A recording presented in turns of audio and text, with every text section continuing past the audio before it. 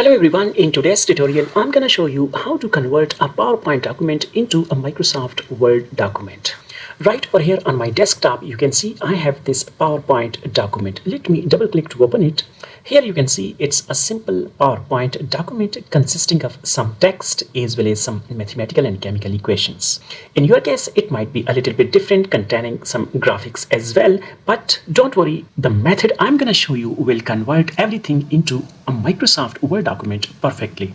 Simply head over to the ribbon and click on File. Right near the bottom we have this option Export. Simply click over it and click on Create PDF Document and click again over here. Simply give it a name and save it in your desired location. I'm going to save it on my desktop. And there you can see my Microsoft PowerPoint document has been converted into a PDF document. But you know, we were looking to convert this particular document into a Microsoft Word document, not to a PDF. Now we will convert this PDF document to a Microsoft Word document. So this is our PDF document. Right click over it, go to this option Open With, choose another app, and I'm going to choose Microsoft Word. Double click.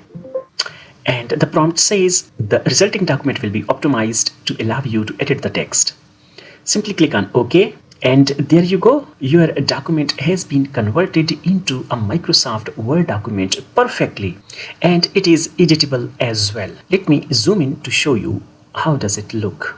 You can see it's a perfect document in Word format. Let me click over here to edit it like this. You can see it can be edited easily.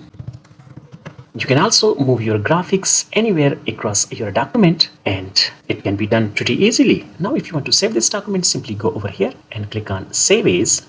Choose your desired location and simply click on Save, and now it is saved as Microsoft Word document. So that was it for today's tutorial. I hope you have found this tutorial useful. Please give this video a thumbs up, subscribe to my channel, and thanks for watching.